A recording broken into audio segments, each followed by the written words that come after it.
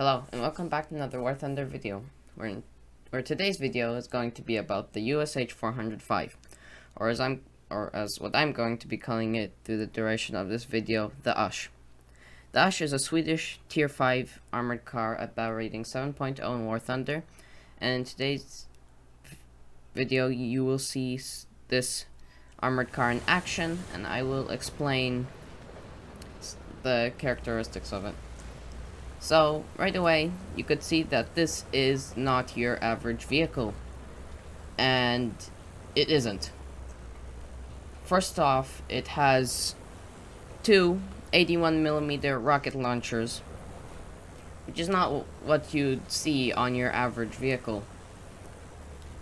So, these two 81mm rocket launchers have 18 rounds in all, and there are 9 rockets in each, as you could see in the ammo loadout at the bottom of the screen. And if you look at my vehicle right now, it doesn't look as if I've upgraded it at all. But actually, I just don't run fire equipment on it yet at all, because this thing is not survivable. So, survivability wise, it has 2 crew members, so this means that if one of them dies, then the vehicle the vehicle is no longer operational. And armor wise, it isn't any better. On the front of the armored car, it has 10mm of armor. That means 50 cals will go clean through, and you will not live long after being in front of a 50 cal. Side armor, not any better, it's 8mm. So now you're getting to the point where most light machine guns are able to penetrate you. And then, even worse, on the top of the tank, I meant the armored car, it has 6mm of penetration. This is horrendous, and this allows aircraft to easily penetrate you. Light, small caliber machine guns to also easily penetrate through you. But the way you play this vehicle is you have to be sneaky. And you have very good mobility. Its top forward speed is 73 kilometers per hour. Its top backward speed is 90 kilometers per hour, which is not very good, but you can definitely make it work. And its horsepower to ton ratio is 15.78, which is very good mobility. And also, these rocket launchers, the rockets that they shoot out have 330mm of penetration at all ranges. And here you see they practically do not have a reload. And I can spam them out as much as I like, but it only has 18 rounds of ammunition, so I'm only left with 2 on my first rocket launcher. So how I recommend that you use these rocket launchers is you use one, you finish using one, then you just switch to the other. And this way it is much easier because you don't have to worry about having less ammunition on one and less ammunition on another. And here you see I'm just quickly taking out any vehicles that I come in contact with.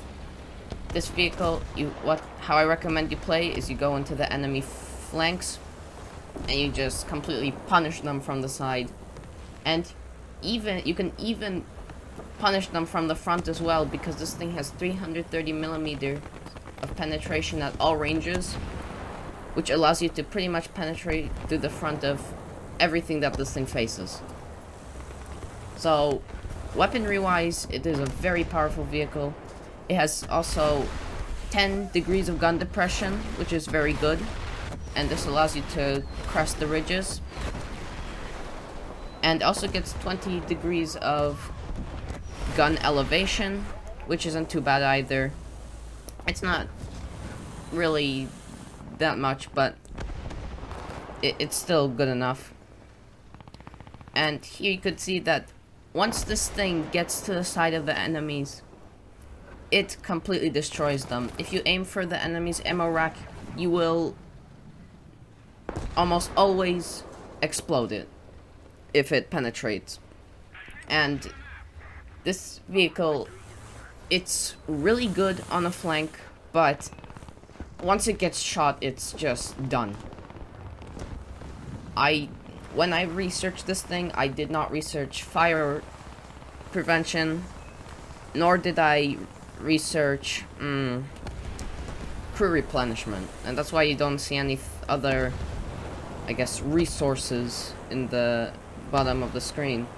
That's because they're completely unnecessary, and this thing, it can even get hull broken. So, these two rocket launchers, they also fire separately, and they also reload separately, and you don't reload one rocket by rocket, you have to reload the whole entire thing. So here you could see I went back to the cap zone to replenish some ammunition, and you could see how long this is taking. But so far I've had a very good result, and I managed to seriously cripple the enemy team to the point that our team is completely pushing, and they're going to start spawn camping soon. So, overall, reloading this thing, it takes long, but it sort of makes sense because it's 9 rockets that you're reloading. So you can see I reload the rockets, and now I can go back into the action. And this thing, it also gets a fully traversable turret. Its turret traverse is not too bad, but one thing I will say that you really have to watch out for is braking. You should really brake early in this thing, because if you're going to cross a corner, you're just, even if you hold down the brakes, you will just fly forward. And this was one of the issues that I had with this vehicle in the beginning. It just flies forward whenever you try to brake, and this has led me to die multiple times in this vehicle.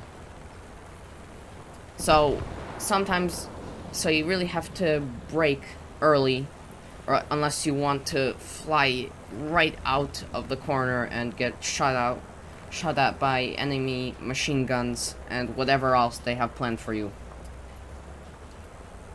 So here you see that the enemy team is pretty much done right now. They can't do much.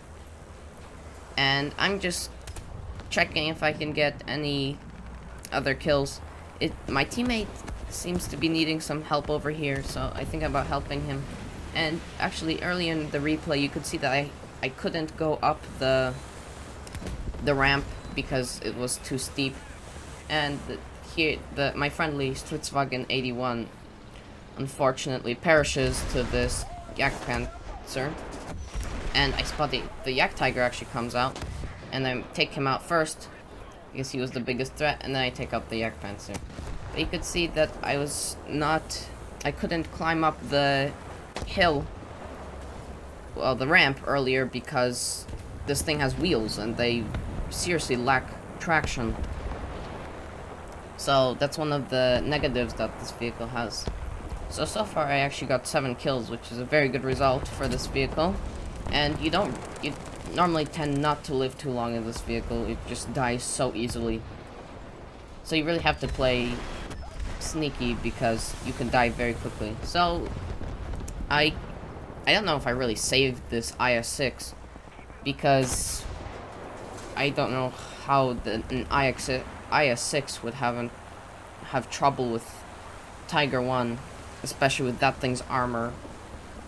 But I helped the friendly IS-6 take out the Tiger, and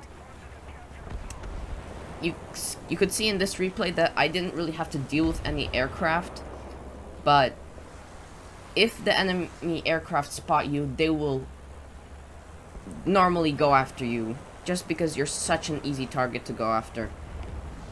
And my teammates, they're pretty much spawn camping the enemy at this point. I spot some anti-air tracers on the enemy team, so I just try to head over to see if there's anything left for me to kill.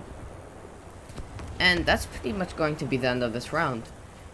I had a pretty big impact on my team, and this is really what this thing can do. It's just so quick, and it can just completely cripple the enemy team. So, I spot this bulldog. The round is almost over, and you could see that I brake too late, and I lurch forward too far, and I get my final and 9th kill. So there you could see, this thing can do very well sometimes.